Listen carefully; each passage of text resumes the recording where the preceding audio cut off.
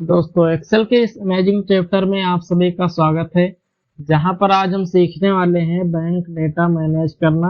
देखो, अगर आप बैंक से रिलेटेड कोई भी काम करते हैं या फिर अगर आप फाइनेंशियल डिपार्टमेंट में काम करते हैं तो आज का ये वीडियो आपके लिए बहुत ज़्यादा यूजफुल होने वाला है, क्योंकि इस वीडियो में हम सीखेंगे कि अगर आपके पास एक बैंक का डेटा है और उस डेटा का आपको ईएमआई और टोटल अमाउंट और इंटरेस्ट और कैलकुलेशन, ये सारी चीजें अगर आपको करनी है तो कैसे करेंगे। तो आज के इस वीडियो में हम यही सीखने वाले हैं। तो चलिए दोस्तों, शुरू करते हैं आज के इस वीडियो को। और नॉर्मली आप कंप्यूटर स्क्रीन पर देख पा रहे हैं, यहाँ पर मैंने एक डेटा पुट ऑन किया हुआ है। और फिर हम शीट 2 पर जाते हैं और यहाँ पर सबसे पहले हम सारे कॉलम को ऐड ऑन करेंगे। और सबसे पहले हम लिखेंगे एसआर नंबर, सीरियल नंबर, और फिर टैब प्रेस करेंगे और फिर यहाँ पर लिखेंगे क्लाइंट नेम, और फिर टैब प्रेस करेंगे। फिर यहाँ पर लिखना है लोन टाइप, यानी कि किस आधार पर उसको लोन दे रहे हैं। और फिर इसके बाद लिखना है लोन अमाउंट, यानी कि कितना आप लोन दे रहे हैं। और फिर इसके बाद लिखना है रेट ऑफ इंटरेस्ट, और फिर टैब प्रेस करना है। फिर यहाँ पर लिखना है ड्यूरेशन, यानी कि आप कितने दिन के लिए लोन दे रहे हैं, 2 साल, 4 साल, यहाँ पर ईयर वाइज रहेगा। और फिर टैब प्रेस करना है। फिर यहाँ पर लिखना है ईएमआई नंबर, ईएमआई, और फिर इसके बाद टैब प्रेस करना है और यहाँ पर लिखना है टोटल अमाउंट, और फिर टैब प्रेस करना है, यहाँ पर लिखना है इंटरेस्ट,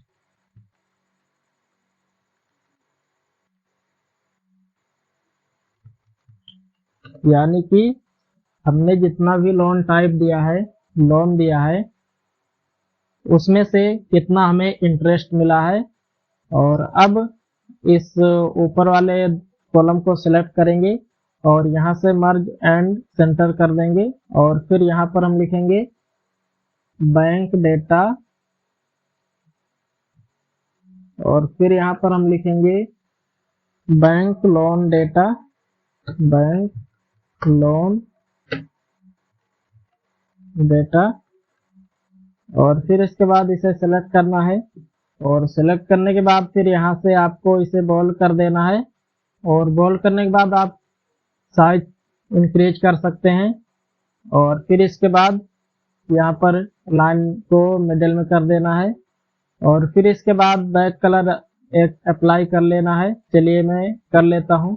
तो यहाँ पर मैंने ये वाला कलर लिया, आप कोई भी कलर ले सकते हैं, या फिर मैं ये कलर ले लेता हूँ। मैंने ये कलर लिया और फिर टेक्स्ट को आप व्हाइट कलर कर लीजिए। और फिर इसके बाद इसे सिलेक्ट करना है, और फिर इसके बाद फॉर्मेट टैब में जाकर यहाँ से आपको ऑटो फिट कॉलम विड्थ कर देना है। तो यहाँ पर देखिए, आप इस टेक्स्ट को जितने भी जगह चाहिए, जितने अपने हिसाब से तो मैनेज कर लेगा। और फिर इसके बाद इसे सेलेक्ट करना है और इसे बोल्ड कर देना है, और यहाँ से इसे बैक कलर अप्लाई कर लेना है। तो यहाँ पर मैं येलो कलर कर देता हूँ। और अब इसके बाद यहाँ पर आपको इसे सिलेक्ट करना है जहाँ तक आपको डेटा चाहिए। तो चलिए यहाँ पर हम सिलेक्ट कर लेते हैं। और सिलेक्ट करने के बाद आपको यहाँ पर बॉर्डर वाले ऑप्शन पर क्लिक करके यहाँ से आपको ऑल बॉर्डर पर क्लिक कर देना है।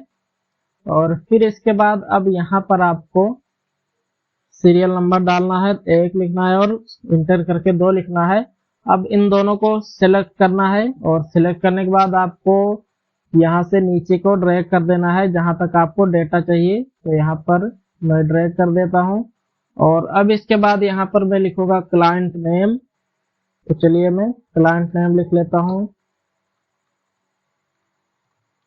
अरुण, अमन, अतुल, अर्जुन, और फिर यहाँ पर मैंने 5 नेम लिख लिया। और अब यहाँ पर हम जाएंगे लोन टाइप में, और यहाँ पर हम लोन टाइप में डालेंगे यहाँ पर, जैसे कि यहाँ पर मैं इसे पर्सनल लोन कर देता हूँ, पर्सनल लोन, और इंटर प्रेस करना है। फिर यहाँ से इसके कॉलम को साइज को इंक्रीज कर लेना है, और अमन को मैं कर देता हूँ कार लोन, और फिर इंटर प्रेस करना है। और फिर यहाँ पर आपको होम लोन लिख देना है। चलिए मैं होम लोन लिखूंगा, और फिर यहाँ पर मैं लिखूंगा कार लोन, और फिर यहाँ पर मैं लिख देता हूँ बाइक लोन। और फिर इसके बाद लोन अमाउंट में आना है, और यहाँ पर लिखना है आपको जितना भी लोन देना है। मान लीजिए जैसे कि यहाँ पर मैं 2 लाख कर देता हूँ पर्सनल लोन, यहाँ पर मैंने 2 लाख किया। और फिर इसके बाद कार लोन में मैं कर देता हूँ 5 लाख, और फिर इसके बाद होम लोन में मैं कर देता हूँ 3 लाख, और फिर कार लोन में 6 लाख कर देता हूँ, और फिर इसके बाद बाइक लोन में मैं 1 लाख कर देता हूँ। और फिर इसके बाद यहाँ पर रेट ऑफ इंटरेस्ट में आना है, और यहाँ पर आपको परसेंटेज देना है, जैसे कि यहाँ पर मैं 11% कर देता हूँ। अगर आप किसी बाइक का लोन कराने जाते हैं या फिर किसी मोबाइल का लोन कराने जाते हैं, फाइनेंस पर लेने जाते हैं, तो वहाँ पर हर दुकान पर हर सामान के आधार पर आपको रेट ऑफ इंटरेस्ट दिया जाएगा 2%, 4%, और ये इंटरेस्ट ईयर का रहता है। जैसे कि 1 साल में आपको 2% देना है, 1 साल में आपको 10% देना है, तो इसी हिसाब से आपको रेट ऑफ इंटरेस्ट में डाल लेना है। मैं एग्जांपल के लिए यहाँ पर डाल रहा हूँ, और फिर यहाँ पर मैं कर देता हूँ 12%, और फिर यहाँ पर मैं करूँगा 13%, और फिर यहाँ पर मैं कर देता हूँ 14%, और फिर इसके बाद यहाँ पर मैं कर देता हूँ 11%। और फिर इसके बाद ड्यूरेशन में यहाँ पर आपको लिखना है कितने साल के लिए आप लोन दे रहे हैं, यानी कि 1 साल, 2 साल, 4 साल, 10 साल। तो चलिए यहाँ पर मैं एग्जांपल के लिए लिख लेता हूँ 2 साल, 3 साल, 5 साल, 4 साल, 6, और फिर यहाँ पर अब आपको EMI में आना है, और यहाँ पर अब आपको फॉर्मूला लगाना पड़ेगा। तो फॉर्मूला क्या है, यहाँ पर देखिए इक्वल लगाना है, और इक्वल लगाने के बाद फिर यहाँ पर आपको लिखना है PMT, और टैब पे प्रेस करेंगे तो यहाँ पर देखिए फॉर्मूला अप्लाई हो जाएगा। और अब इसके बाद आपको यहाँ पर रेट ऑफ इंटरेस्ट को सिलेक्ट करना है, और फिर इसके बाद स्लैश लगाना है, और यहाँ पर लिखना है 12, और फिर इसके बाद कॉमा लगाना है, और फिर यहाँ पर ड्यूरेशन को सिलेक्ट कर लेना है, यानी कि 2 साल को हम सिलेक्ट करेंगे, और फिर कॉमा फिर मल्टीप्लाई कर देंगे हम 12 से, और फिर कॉमा लगाएंगे, और फिर यहाँ पर हम लोन अमाउंट को सिलेक्ट करेंगे और इंटर प्रेस करेंगे। तो यहाँ पर देखिए अभी ये डॉलर में दिखाई दे रहा है, तो यहाँ पर इसे INR में करने के लिए आपको इसको पूरा सिलेक्ट कर लेना है जहां तक आपको डेटा चाहिए। चलिए यहाँ पर हम सिलेक्ट कर लेते हैं, और इसके बाद फिर नंबर वाले ग्रुप में आना है, या फिर आप Ctrl+1 प्रेस कीजिए कीबोर्ड से, तो यहाँ पर एक पॉपअप विंडो ओपन होगी आपके सामने।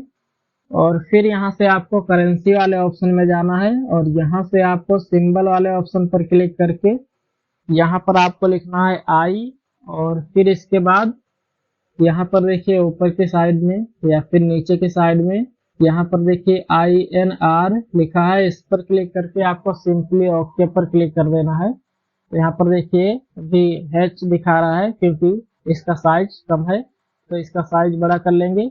अब देखिए यहाँ पर INR में दिखा रहा है, और इसे डिक्रीज डेसिमल कर दीजिए। तो यहाँ पर देखिए 9,322 रुपया EMI यानी कि 9,322 रुपया आपको मंथली पे करना पड़ेगा।